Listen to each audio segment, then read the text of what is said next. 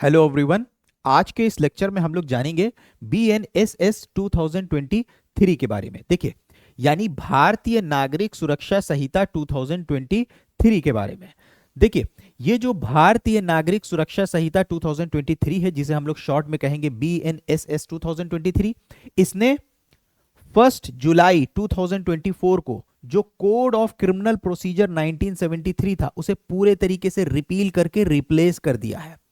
और ये जो BNSS 2023 है, ये इंडिया का मेन लेजिस्लेशन है। इंडिया के अंदर ये मेन लॉ है जो सब्सटैंटिव क्रिमिनल लॉस को इन्फोर्स करता है। सब्सटैंटिव क्रिमिनल लॉस कौन से लॉस होते हैं? देखिए, लॉस को हम लोग दो पार्ट में डिवाइड कर सकते हैं, एक सब्सटैंटिव लॉस और एक प्रोसीजरल लॉस। इनमें फर्क क्या होता है, हम आपको एक एग्जांपल से समझाते हैं। सपोज दैट कि मान लीजिए कि एक लॉ बना हुआ है किसी एक्सप्रेस वे के ऊपर कि अगर किसी ने 120 किलोमीटर पर आवर के ऊपर किसी ने अगर अपनी गाड़ी चलाई उसके ऊपर, तो उसके ऊपर 2000 रुपए का फाइन लगेगा।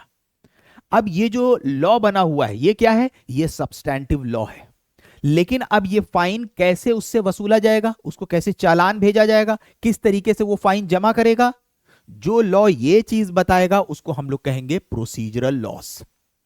तो जो लॉज राइट्स, ऑब्लिगेशंस और पनिशमेंट्स बताते हैं उसको हम लोग कहते हैं सब्सटैंटिव लॉस। जो लॉज उन सब्सटैंटिव लॉस को इन्फोर्स करते हैं उनको हम लोग कहते हैं प्रोसीजरल लॉस। तो ये जो BNSS है, ये क्या है? प्रोसीजरल लॉ है। क्योंकि ये जो सब्सटैंटिव लॉज हैं इंडिया के अंदर कौन से सब्सटैंटिव लॉज हैं? जैसे सबसे मेन लॉ है BNS यानी IPC, ये IPC को एनफोर्स करता है।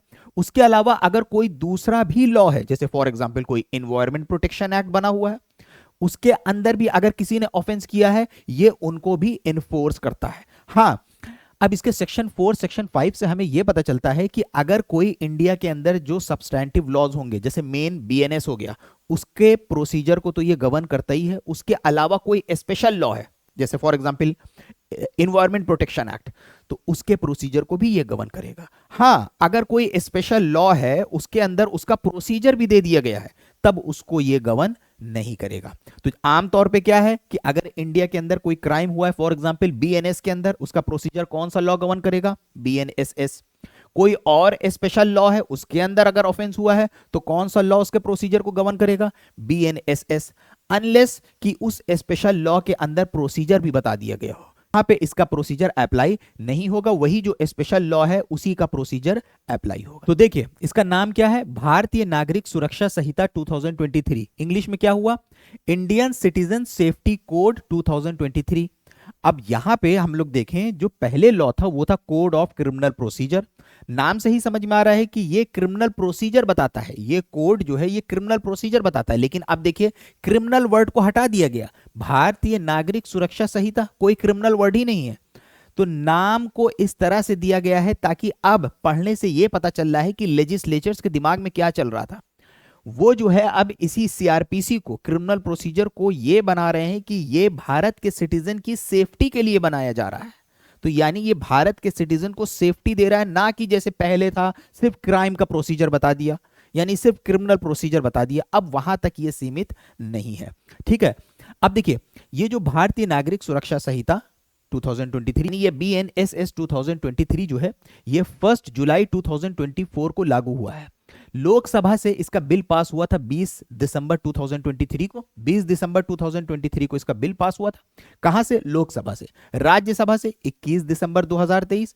प्रेसिडेंट की एसेंट इसको मिली थी 25 दिसंबर 2023 को। प्रेसिडेंट की एसेंट मिली थी 25 दिसंबर 2023 को, लेकिन उस टाइम से ये एनफोर्स नहीं हो गया था, लागू नहीं हो गया था। बाद में इसके लिए नोटिफिकेशन निकाल के बताया गया है कि ये 1 जुलाई 2024 से लागू होगा। ठीक है, अब ये जो BNSS है, क्या ये पूरे इंडिया में लागू होता है? तो इसका जवाब है हाँ, अब ये पूरे इंडिया के अंदर लागू होता है। इसके सेक्शन 1 में बताया गया है कि ये अब पूरे इंडिया में लागू होता है। लेकिन इसके चैप्टर 9, चैप्टर 11 और चैप्टर 12 को छोड़ के ये BNSS 2023 नागालैंड पे लागू नहीं होता है और दूसरे ट्राइबल एरियाज के ऊपर लागू नहीं होता है। तो यानी 3 चैप्टर्स को छोड़ के, ये 3 चैप्टर्स यानी यहां पे लागू होंगे। इन 3 चैप्टर्स को छोड़ के BNSS नागालैंड और दूसरे ट्राइबल एरियाज के ऊपर लागू नहीं होगा, क्योंकि नागालैंड के पास स्पेशल प्रोटेक्शन है इंडियन कॉन्स्टिट्यूशन के अंदर आर्टिकल 371 ए में। उसी तरीके से ट्राइबल एरियाज के अंदर वो एरियाज आते हैं जो इंडियन कॉन्स्टिट्यूशन के अंदर जो शेड्यूल्स दिए गए हैं उनके अंदर जो एरियाज दिए गए हैं, तो ये इसलिए इनको स्पेशल प्रोटेक्शन दिए गए हैं ताकि ये अपने जो कस्टमरी लॉज हैं, अपना जो गवर्नमेंट मैकेनिज्म है उसको रिटेन कर सकें। तो ये इसके सेक्शन 1 में बताया गया है। इसके साथ साथ ये जो BNSS है इसके अंदर टोटल चैप्टर 39 है। यही पहले CRPC के अंदर टोटल चैप्टर 37 थे। और इसके साथ साथ इस BNSS में अब टोटल सेक्शन 531 है। वहीं CRPC के अंदर टोटल 484 सेक्शंस थे। अब हालांकि इसके नाम में तो कहीं नहीं लिखा है क्रिमिनल प्रोसीजर, अगर आप देखिए तो नाम में कहीं नहीं लिखा क्रिमिनल प्रोसीजर, लेकिन इसका जो प्रियम्बल है उसके अंदर साफ तौर पे बता दिया गया है कि एन एक्ट टू कंसोलिडेट, ये एक एक्ट है जो कंसोलिडेट कर रहा है, यानी ये जो लॉ लेके आ रहे हैं ये कंसोलिडेट कर रहा है। कंसोलिडेट मतलब कि जितने भी लॉज हैं उनको इकट्ठा कर रहा है, एक जगह पे लेके आ रहा है। एंड टू अमेंड, उसके साथ साथ ये अमेंड कर रहा है किस चीज को? Law relating to criminal procedure. तो इसके प्रियम्बल में बताया गया है कि ये जो BNSS है इसका ऑब्जेक्ट क्या है? इसको लाया गया है कि जितने भी और प्रोसीजर बताए गए हैं क्रिमिनल से रिलेटेड, क्रिमिनल प्रोसीजर को ये इकट्ठा कर रहा है एक जगह पे और उनको अमेंड कर रहा है। ठीक है, तो ये इसका ऑब्जेक्ट है। उसके साथ साथ जो हमारे पास पुराना कोड ऑफ क्रिमिनल प्रोसीजर 1973 था वो कब से लागू हुआ था? वो 1 अप्रैल 1974 से लागू हुआ था। और उससे पहले दूसरे CRPC थे, जैसे CRPC 1898 था। चलिए आगे बढ़ते हैं।